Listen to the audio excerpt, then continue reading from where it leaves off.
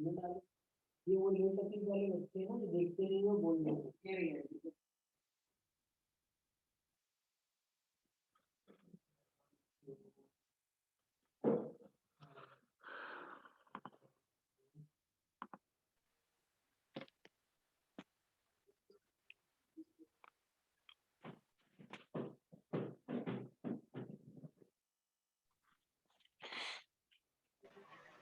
Good morning, sir.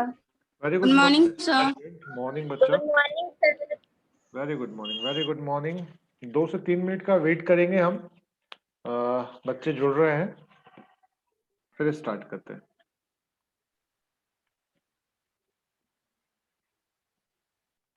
Video सभी के on रहेंगे जैसे हमारी कल बात हुई थी. जिसका वीडियो बंद रहेगा मैं उसे क्लास से रिमूव कर दूंगा, भले मुझे एक बच्चे को पढ़ाना पड़े. अरे गीतिका, गुड मॉर्निंग गीतिका.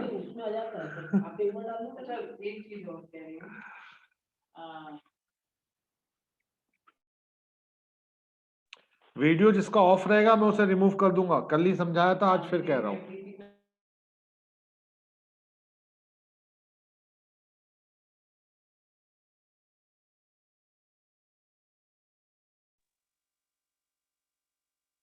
क्षमा मीना, संध्या नागर, प्रिया ठाकुर, भाग्यश्री, आपका वीडियो बंद है बच्चा.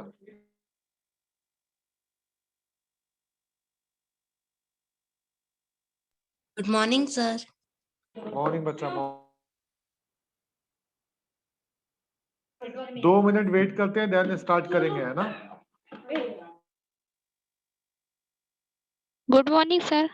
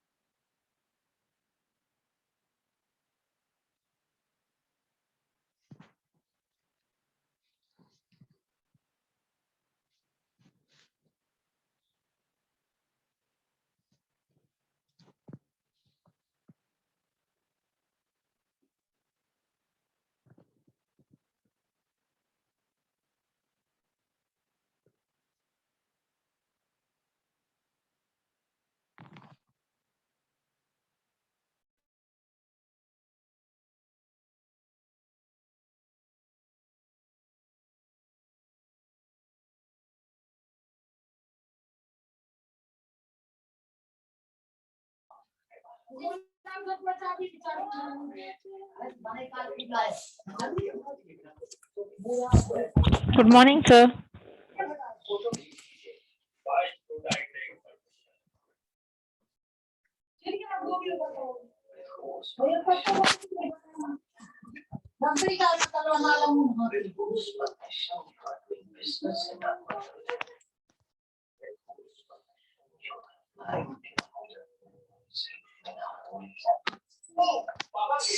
बात कर रहे हैं तो आपको कुछ अजीब लगा है ना.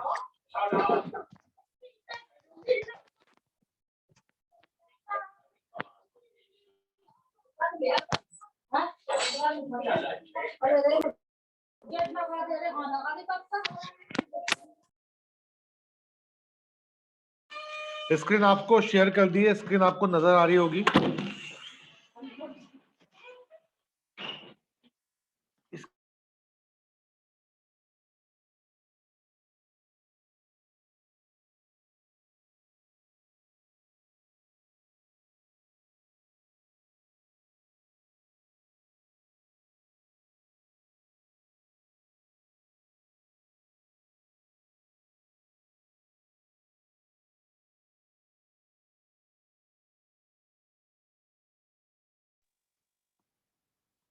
स्क्रीन शेयर कर दिए मैंने आपको, स्क्रीन विजिबल होगी, आप लोग की स्क्रीन भी मुझे विजिबल होनी चाहिए, सब लोग विजिबल है। हाँ, गीतिका पे मेरा खास फोकस है, गीतिका ने अगर आज कैमरा बंद किया तो।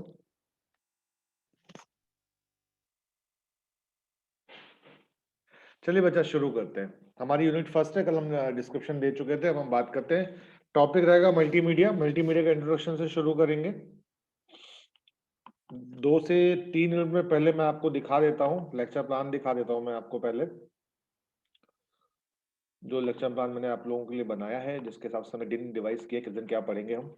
ये लेक्चर प्लान है हमारा। इस लेक्चर प्लान में आज की क्लास में हम डिस्कस करेंगे मल्टीमीडिया और मल्टीमीडिया के एलिमेंट्स, इतना टॉपिक आज की क्लास में हम कवर करेंगे। और ये जो सेकंड है 4 मार्च को हम ये टॉपिक कवर करेंगे। तो आज मल्टीमीडिया क्या होता है उसके एलिमेंट्स की बात करेंगे, उसके एलिमेंट के अंदर जो जो चीजें आती है उसकी बात करेंगे, ठीक है। तो चलिए अब मैं आपको वापस अपनी पीपीटी में ले चलता हूँ।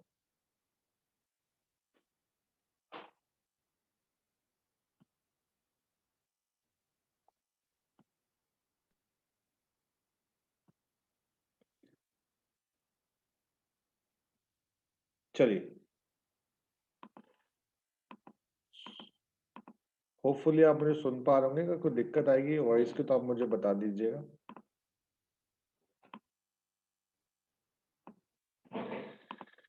और आप लोग ऑन टाइम ज्वाइन हो भाई, जो लोग ज्वाइन हो रहे हैं वो अभी भी ज्वाइन हो रहे हैं, हम बीच में फिर एडमिट नहीं करेंगे भाई उनको, हम एडमिट करेंगे या क्लास लेंगे। 2-4 लोग मिलकर थोड़ी लेक्चर को हैंडल कर रहे हैं कि एक आदमी एडमिट करता जा रहा है, क्लास लेता जा रहा है। तो हमने काफी टाइम कर लिया, 11-10 की क्लास थी, 11-18 तक वेट कर लिया भाई, अब कितना वेट करेंगे, इससे ज्यादा सबर थोड़ी हो पाएगा हमारे पास। चलिए मल्टीमीडिया की बात करते हैं। मल्टीमीडिया कई सारे तत्वों से मिलकर बना होता है, ठीक है। मैंने कल भी आपको बेसिक एलिमेंट्स बताए थे, मल्टीमीडिया का बेसिक एलिमेंट का क्या मतलब था। तो मल्टीमीडिया के सारे तत्व जैसे text, image, arts, sound, animation और वीडियो, ये सारा कलेक्शन मल्टीमीडिया कहलाता है, ठीक है। वो सारे साइन लैंग्वेज जिससे हम क्या कर सकते हैं, हम कम्युनिकेशन कर सकते हैं, वो मल्टीमीडिया कहलाता है, ठीक है। इन सभी तत्वों को किसी कंप्यूटर, किसी दूसरे इलेक्ट्रॉनिक डिवाइस के माध्यम से डिलीवर किया जाता है, ठीक है। मल्टीमीडिया आज के समय में सूचना तथा प्रौद्योगिकी तथा अत्यधिक महत्वपूर्ण तथा लोकप्रिय क्षेत्र है। मल्टीमीडिया 2 शब्दों से मिलकर बना है। मल्टीमीडिया में मल्टी का अर्थ है बहुत सारे, तथा मीडिया का अर्थ है पैकेजेस। ये लाइन वेरी इंपॉर्टेंट है कि मल्टीमीडिया में मल्टी का अर्थ है बहुत सारे, वैरायटी, और मीडिया का अर्थ है पैकेज। पैकेज मतलब जहां पे टेक्स्ट, इमेज, ऑडियो, वीडियो और एनिमेशन को ऐड किया गया है, दैट्स कॉल्ड अ मल्टीमीडिया, ठीक है। अगर आप नए तरीके के मल्टीमीडिया के में जानना चाहते हैं तो इस पोस्ट में दी गई ऑडियो फाइल को जरूर सुने, वो अलग कहानी है, वो हम बाद में बात करेंगे। चलिए इसमें एक और पैराग्राफ देख लेते हैं। मल्टीमीडिया के अंतर्गत सूचनाओं को ऑडियो, वीडियो, इमेज, एनिमेशन इत्यादि के माध्यम से प्रस्तुत किया जा सकता है। कंप्यूटर के क्षेत्र में हार्डवेयर के साथ साथ सॉफ्टवेयर में भी बहुत काफी सुधार हुए हैं।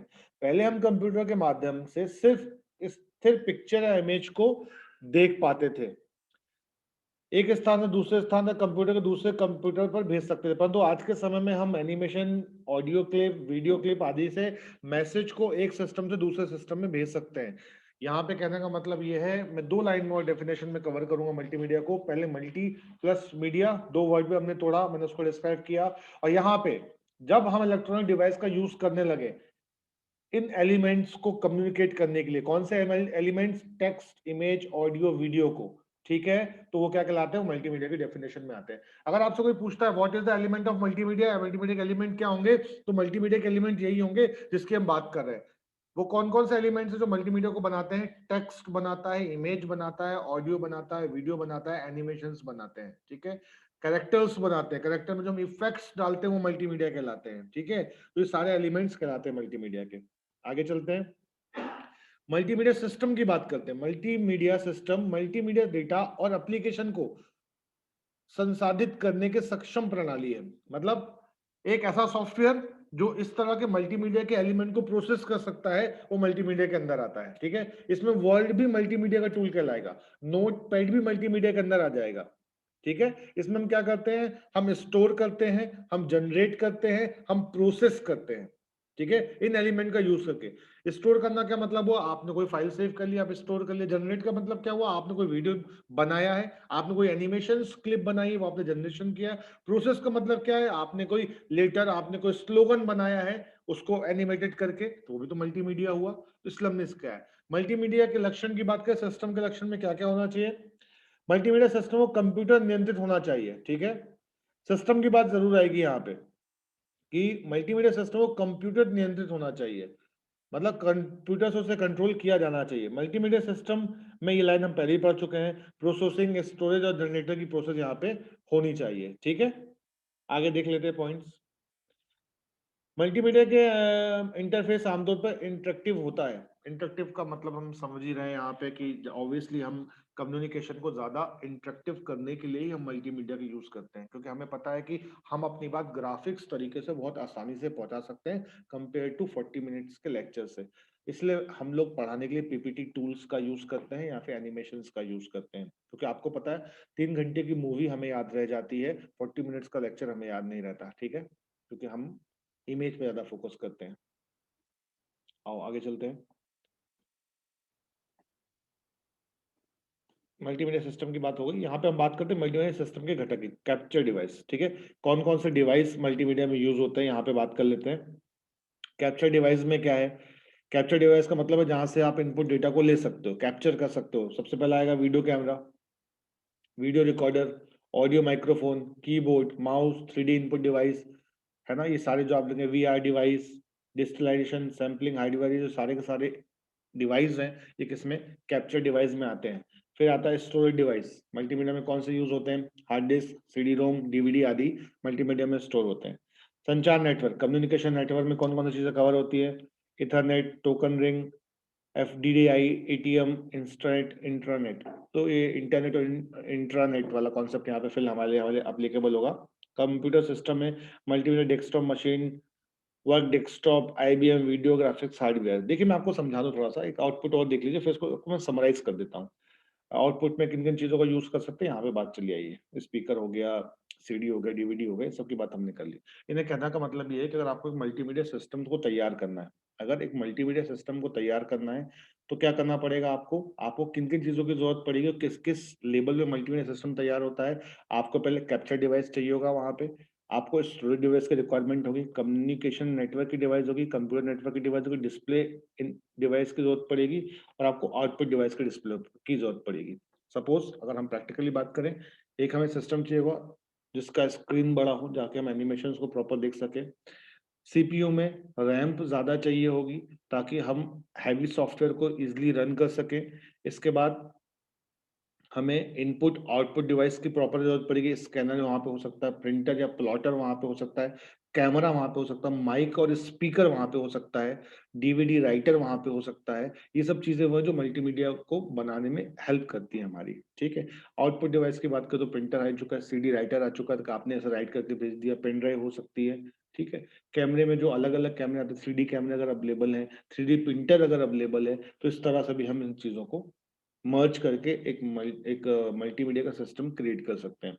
मल्टीमीडिया में हमें हमेशा सॉफ्टवेयर चलाने पड़ते हैं, बहुत हैवी भी सॉफ्टवेयर की हमें जरूरत पड़ती है, तो रैम तो ज्यादा होनी ही चाहिए। चाहे फोटोशॉप की आप बात कर लीजिए, कोरल ड्रॉ की बात कर लीजिए, ये वो सॉफ्टवेयर हैं जिनके बिना जो एक अच्छे सॉफ्टवेयर साबित होते हैं मल्टीमीडिया के लिए, ठीक है। अगर आपको कोई फ्लैक्स डिजाइन करना है, तो कोई कार्ड डिजाइन करना है, तो आप कोरल ड्रॉ पे जाइए, उसमें आपको बेहतर ऑप्शंस मिलेंगे डिजाइन करने के लिए। अगर आपको फोटो या वीडियो के साथ कोई एडिटिंग करनी है, तो आप फोटोशॉप पे जाइए। फोटोशॉप आपको बहुत बड़े ऑप्शंस देता है, बहुत अच्छे ऑप्शंस देता है, जिससे कि आप उसे मैनेज कर सकते हैं, ठीक है। सबसे बड़ी बात ये होती है कि जितने भी शॉपकीपर्स होते हैं जहाँ पे आप फोटो वगैरह खींचवाते हैं, वहां पे भी फोटोशॉप यूज किया जाता है।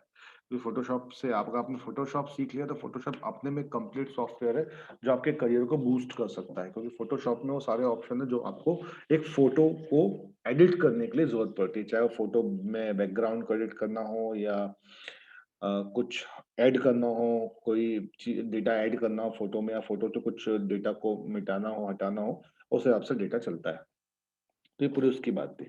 अब बात कर रहे हैं मल्टीमीडिया को यूज कहाँ कहाँ, किस किस फील्ड में मल्टीमीडिया का यूज किया जाता है। यहाँ तक क्लियर है आप लोगों को, यहाँ तक कोई डाउट तो नहीं है, यहाँ तक कोई डाउट हो तो आप पूछ सकते हैं। No sir. ठीक है, वेरी गुड, नो इशू। मैं ये पीपीटी शेयर कर दूंगा, मैंने इसलिए पीपीटी कंस्ट्रक्ट करी है कि मैं पीपीटी आपसे आखिर में शेयर कर दूंगा। तो अगर आपको पीपीटी अपने लिए यूजफुल लगती है तो आप इसे कंसिडर कर सकते हैं, बाकी अपने नोट्स पे आप प्रिपेयर कर सकते हैं। तो पीपीटी आप लोगों के लिए अवेलेबल रहेगी, मैं इस पीपीटी को कंटिन्यू आगे बढ़ाता जाऊंगा यूनिट वाइज। तो हम कर लेंगे, देखेंगे, हम कुछ करेंगे, हम एक प्लेटफॉर्म कॉमन बनाने की कोशिश करेंगे जहाँ पे आप इजी पहुंच सको।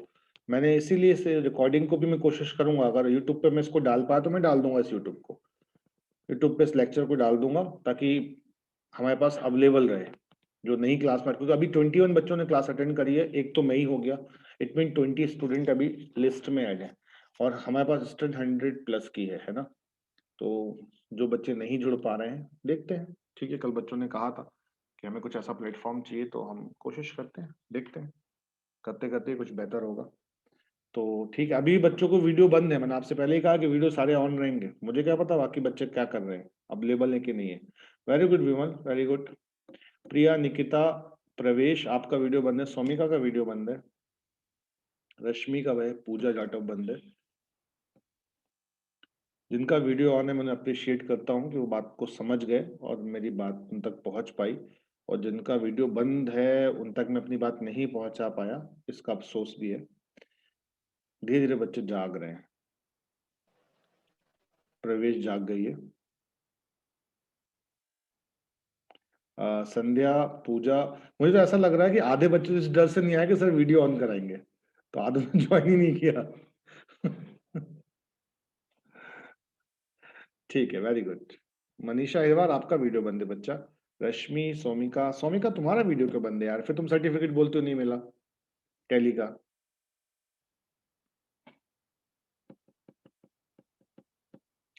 ठीक है, अच्छी आदत है, हम शुरू शुरू में दिक्कत जाएगी हमें, बट हम अडॉप्ट कर लेंगे तो फिर हमें दिक्कत नहीं जाएगी, बढ़िया है। चलिए मैं वापस आपको पीपीटी पे ले चलता हूँ, ये मान के चलता हूँ कि जितना तक मैंने आपको बताया वो उतना तक आपको समझ में आ गया होगा। थोड़ा सा और आगे बढ़ते हैं क्योंकि फर्स्ट सेकंड क्लास है आज हमारी, तो बहुत हैवी टॉपिक नहीं, मैंने आपको कल ही बता दिया था कि टॉपिक का कंटेंट क्या रहेगा, तो हम समझ गए। मैं स्क्रीन पे वापस आपको ले चलता हूँ। अब मल्टीमीडिया की हम बात कर रहे थे, यहाँ तक हमने कवर कर लिया था, स्लाइड 6 तक हमने सिस्टम की बात कर ली थी कि एक मल्टीमीडिया सिस्टम को बनाने के लिए किन किन लेवल पे आके चीजों को हमें करनी पड़ती है। अच्छा, अगर आप एक चीज नोटिस करें कि हम बातें तो बहुत बड़ी बड़ी कर रहे हैं, लेकिन कोर तो वही है जो हमने फर्स्ट टाइम से पढ़ा है। हमें प्रिंटर पता है, हमें स्कैनर पता है, हमें डिवाइस पता है, हमें टेक्स्ट पता है, हमें इमेज पता है, हमें साउंड पता है, हमें वीडियो पता है। तो ऐसा तो कुछ नहीं है, हमें एनिमेशंस भी पता है। तो हम अब उन्हीं को लाइन अप कर रहे हैं, ये सब हमने अलग अलग जगह से पढ़ा हुआ है, बस अब मुझे एक लाइन अप करने की कोशिश कर रहे हैं कि मल्टीमीडिया में उसे लाइन अप कैसे कर सकते हैं। ठीक है, चलिए आगे बढ़ते हैं, फिर कुछ और छोटे छोटे एलिमेंट्स जो हैं वो भी मैं आपको कवर कर लूंगा। मल्टीमीडिया के उपयोग की बात कर रहा था, तो मल्टीमीडिया में हम बात कर रहे थे कि मल्टीमीडिया में से कौन कौन से सेक्टर्स थे जहाँ पे मल्टीमीडिया का बहुत ज्यादा रोल प्ले हो रहा है। तो पहला सेक्टर था हमारा मनोरंजन। ऑब्वियसली हम समझ रहे हैं कि इंटरटेनमेंट की दुनिया में इस फील्ड में टेक्नोलॉजी का बहुत बड़ा यूज है। जहां पे अगर बात करें जो इतनी बड़ी बड़ी मूवियां बन रही है, जहाँ इतने बड़े बड़े ग्राफिक्स यूज किए जा रहे हैं, graphics is also part of the multimedia, तो हम इसे तो अवॉइड कर ही नहीं सकते हैं।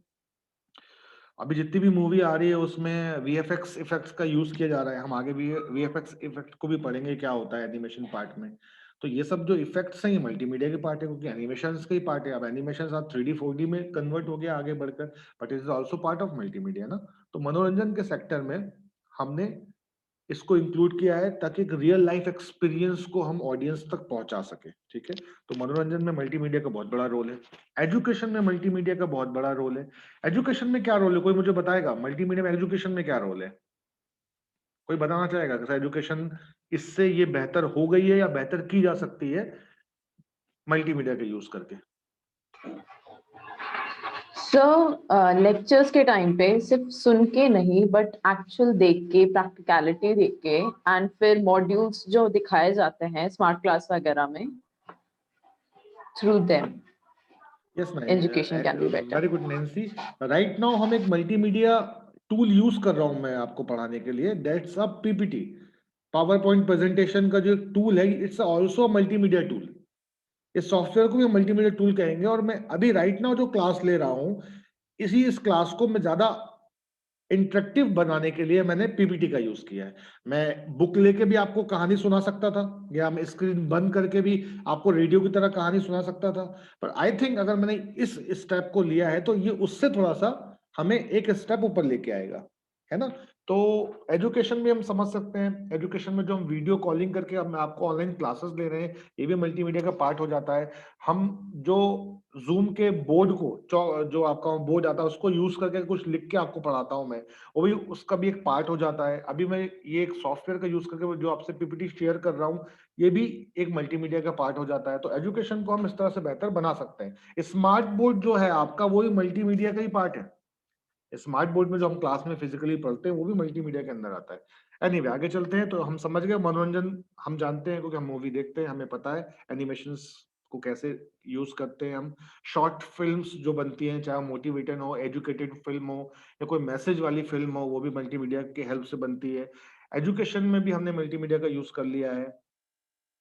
बिजनेस, क्योंकि हम बीकॉम के स्टूडेंट हैं तो ये वर्ड तो हमारे लिए बहुत जरूरी है।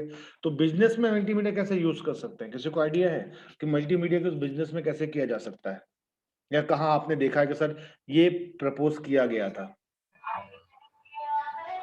सब पीपीटीज दिखाते हैं अपन प्रेजेंटेशन देने के लिए किसी भी बिजनेस प्रपोजल का, और उसके बाद में कंप्यूटर्स का यूज होता है सारे अकाउंटिंग और सारी चीजों में, और कम्युनिकेशन के लिए भी यूज होता है ऑर्गेनाइजेशन के अंदर ही। सर एंटरटेनमेंट मतलब एडवर्टाइजमेंट के लिए भी यूज होता है, बिल्कुल बिजनेस अपना एडवर्टाइज करती है इस तरह मल्टीमीडिया अपने प्रोडक्ट्स ऑनलाइन डाल सकते हैं सर मल्टीमीडिया के थ्रू। बिल्कुल। और कई बार आपने देखा होगा, अगर मैं कंस्ट्रक्शंस की बात करूं तो कई बार आपको एक ब्रोशर मिलता है जहां पे आपको बताया जाता है कि हम क्या बनाने वाले हैं और वो कैसा दिखाई देगा। तो वो मल्टीमीडिया का यूज करके तो हमने उससे बताया कि फ्यूचर में हमारी बिल्डिंग या पार्क हम कैसे डेवलप करेंगे। तो जो फ्यूचर में जो इमेज है, वो जो हमारे प्रेजेंट में दिखा रहे हैं, वो भी तो मल्टीमीडिया की हेल्प से दिखा रहे हैं, जो कि बिजनेस के लिए बहुत जरूरी है। अगर आपने दिखा दिया कि मैं यहाँ पे एक ऐसा पार्क डेवलप करना चाहता हूँ, तो ऑब्वियसली उसमें इन्वेस्टमेंट ज्यादा मिलेगा कंपेयर टू हवा में बातें करने के। तो बिजनेस के अलग अलग लेवल पे हम इसको यूज कर सकते हैं। आगे देखते हैं। ज्ञान स्थानांतरण मतलब नॉलेज शेयरिंग, नॉलेज ट्रांसफर के लिए हम मल्टीमीडिया को कैसे यूज कर सकते हैं। तो आज तो मैं व्हाट्सएप का नाम लूंगा कि व्हाट्सएप नॉलेज शेयरिंग के लिए बहुत अच्छा प्लेटफॉर्म है। आप कोई भी फाइल यूज कर सकते हैं, कोई भी कॉन्फ्रेंस करके अपने एजुकेशन को आगे बढ़ा सकते हैं। बहुत सारे यूट्यूब जो हो गया, यूट्यूब भी एक नॉलेज शेयरिंग प्लेटफॉर्म हो चुका है। आप अपने वीडियो, एजुकेटेड वीडियो बना के आप उसमें डाल सकते हैं, तो भी मल्टीमीडिया का यूज कर रहे हैं हम यहाँ पे। सार्वजनिक अभियान की बात करें यहाँ पे, तो ये भी नॉलेज शेयरिंग से मिलता जुलता है, जहां पे हम अपनी बात पब्लिक तक पहुंचाते हैं, पब्लिक प्लेटफॉर्म से जोड़ने की कोशिश करते हैं। तो मल्टीमीडिया भी वो है जहां पे मैं अगर फेसबुक की बात करूं, मैं आपको फेसबुक बिना मल्टीमीडिया के नहीं रन कर सकता, व्हाट्सएप बिना मल्टीमीडिया के नहीं रन कर सकता। व्हाट्सएप में हम कितने वीडियो शेयर करते हैं, कितने एनिमेशन स्माइली डालते हैं, वो सब मल्टीमीडिया के अंदर आते हैं। तो ये सॉफ्टवेयर की एग्जिस्टिंग हम मल्टीमीडिया के बिना नहीं देख सकते। तो नेक्स्ट स्लाइड में चलते हैं। मल्टीमीडिया के एप्लीकेशंस की बात करते हैं जो हम बार बार नाम ले रहे हैं, जैसे कि यहाँ पे देख लीजिए वर्ल्ड वाइड वेब WWW जो वेबसाइट से, it is also part of multimedia. यहाँ पे वीडियो कॉन्फ्रेंसिंग मल्टीमीडिया के अंदर आता है। Interactive TV, home shopping, game, virtual reality, digital video editing, product system, multimedia database system, ये सारे जो आप यहाँ पे देख रहे हैं मल्टीमीडिया एप्लीकेशंस के एग्जांपल्स हैं। यहाँ पे ये मल्टीमीडिया कहाँ कहाँ हमें हेल्प कर रहा है, हम यहाँ पे देख सकते हैं। नेक्स्ट स्लाइड में चलते हैं, थोड़े से तारीफ कर लेते हैं मल्टीमीडिया की और थोड़े से एडवांटेज की बात कर लेते हैं, ताकि भाई बुरा ना माने कोई। एक्चुअली क्या होता है, जो एडवांटेज डिसएडवांटेज होता है, ये हमारे डेफिनेशन को बढ़ाने में हमारी मदद करते हैं। जब आपसे मल्टीमीडिया की डेफिनेशन पूछी जाती है, तो इस एडवांटेज वाले सेक्शन को भी आप उसमें ऐड करके अपने कंटेंट को बढ़ा कर सकते हैं। ठीक है, तो ये सब चीजें हमें हेल्प करती हैं। अब देखिए एग्जाम्पल तो आपको पता ही है, हम फर्स्ट स्लाइड से आज अभी 10th स्लाइड में है, तो हम तारीफ ही कर रहे हैं, तो ज्यादा इसमें हम टाइम नहीं बताएंगे। यहाँ पे देखिए, जैसे हम फीडबैक की बात करें, आपने देखा होगा इस कोरोना काल में हमने फीडबैक लिंक आपसे शेयर करी, आपने उसे भर के दे दिया, वो भी मल्टीमीडिया का एक एग्जांपल था, जहाँ पे मल्टीमीडिया टूल ने हमें हेल्प करी आपकी बात हम तक पहुंचाने के लिए। ठीक है, तो यहाँ फीडबैक लिंक हो गई है जिसकी मदद से हम काम कर सकते हैं।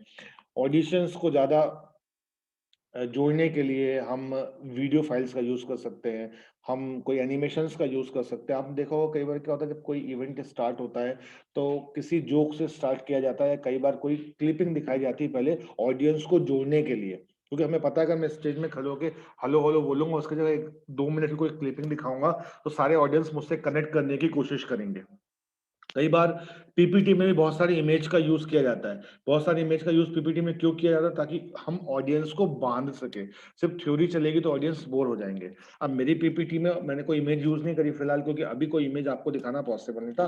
आने वाले समय में हम भी कुछ इमेज यूज करेंगे ताकि मैं भी आप लोग को अपने पीपीटी से जोड़ सकूं, है ना। तो एडवांटेज लिखा है, मैं एक एक को रीड नहीं करता फिलहाल, क्योंकि एडवांटेज हमारे पास बहुत है। थोड़ी सी बुराई भी कर लेते हैं, क्योंकि तारीफ ज्यादा नहीं करनी चाहिए, क्योंकि हर सिक्के के दो पहलू होते हैं, तो कुछ डिसएडवांटेज भी होंगे। तो पहले मैं आपसे पूछता हूँ कि मुझे बताया मल्टीमीडिया के डिसएडवांटेज क्या हो सकते हैं?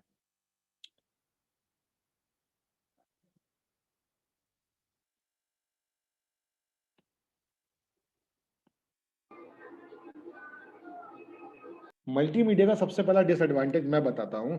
मल्टीमीडिया सॉफ्टवेयर को रन करने के लिए हमें स्पेशल सिस्टम की जरूरत पड़ती है, स्पेशल कॉन्फ़िगरेशन सिस्टम की जरूरत पड़ती है। मैंने स्टार्टिंग में आपको बता दिया था कि मल्टीमीडिया के सॉफ्टवेयर बहुत हैवी होते हैं। फोटोशॉप की बात कर लीजिए, आप कोरल ड्रॉ की बात कर लीजिए, नॉर्मल रैम में बहुत हैंग होके चलते हैं, तो वो स्मूथली रन नहीं करते। ठीक है, सिस्टम कई बार रेस स्टार्ट हो जाता है हीट होके, तो हमें एक्स्ट्रा कॉस्ट इंसर्ट करनी पड़ती है इस सिस्टम को बनाने के लिए। हमें सॉफ्टवेयर कॉस्ट भी पे करनी पड़ती है, तो ये सब सॉफ्टवेयर फ्री नहीं है, तो हमें सॉफ्टवेयर कॉस्ट भी पे करनी पड़ती है। ये डिसएडवांटेज है। हम एलिमेंट्स यूज तो करना चाहते हैं, बट अच्छे एलिमेंट बनाने के लिए सॉफ्टवेयर अवेलेबल नहीं है हमारे पास। चाहे आप एमएस ऑफिस की बात कर लीजिए, एमएस ऑफिस भी फ्री नहीं है। आप फोटोशॉप की बात कर लीजिए, फोटोशॉप भी फ्री नहीं है। दूसरा, ये टाइम कंज्यूमिंग प्रोसेस है, ये टाइम लेते हैं, फ्लेक्सिबल नहीं है कि आप गए आपने क्लिक किया बना लिया। आपने जो बहुत सारे छोटे छोटे वीडियो एनिमेटेड वीडियो देखते हैं वो हर कोई नहीं बना सकता। आपको सॉफ्टवेयर का नॉलेज होना चाहिए, तो पर्टिकुलर पर्सन को पर्टिकुलर नॉलेज के बाद ही हम इस मल्टीमीडिया को आगे बेहतर तरीके से कर सकते हैं। तो हम कह सकते हैं थोड़ा सा एक्सपेंसिव है, थोड़ा सा ज्यादा मोर नॉलेजेबल है, और थोड़ा सा एरिया इसका छोटा है वर्क करने के लिए। ये इसका एक एडवांटेज हो सकता है। रिसोर्स की जहां पे ज्यादा रिक्वायरमेंट होती है, एक ये भी डिसएडवांटेज हो सकता है।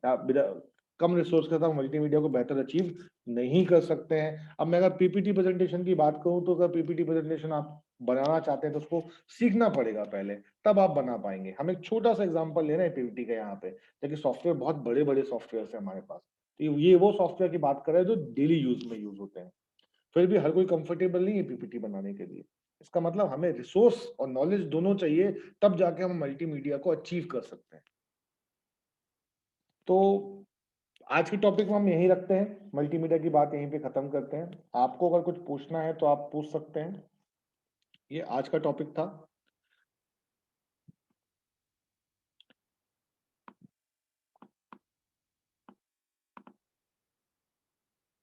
बाकी यहाँ पे मैं थोड़ा सा और बताना चाहूंगा text, image, audio, video, animation की, क्योंकि आप जानते थे मैंने अलग से कवर नहीं किया, क्योंकि आपके सिलेबस में मल्टीमीडिया एलिमेंट एक अलग सा टॉपिक डला हुआ है।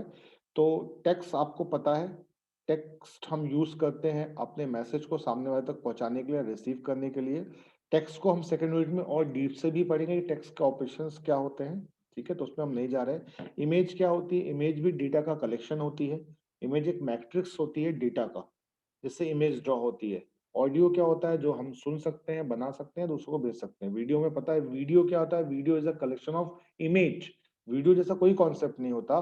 हम एक सर्टेन टाइम पे मल्टीपल इमेज को प्रोसेस करते हैं तो हमें वीडियो मिल जाता है।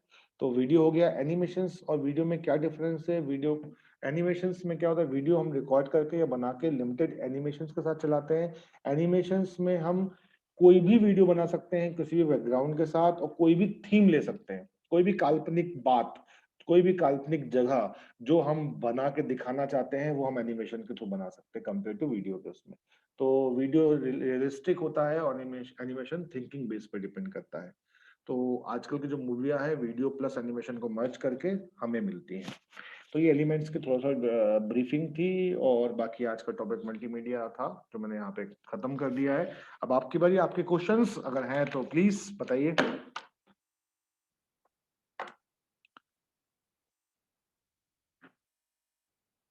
Any questions?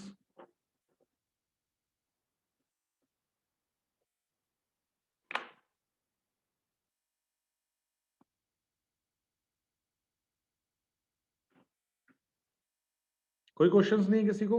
हाँ या ना भी बोल सकते हैं आप, ऐसा कुछ नहीं है।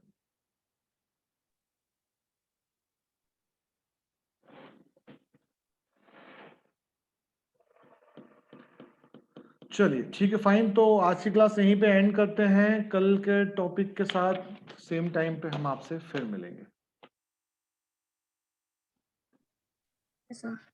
Okay bye, take care. Okay. Thank you, sir. Thank you, sir.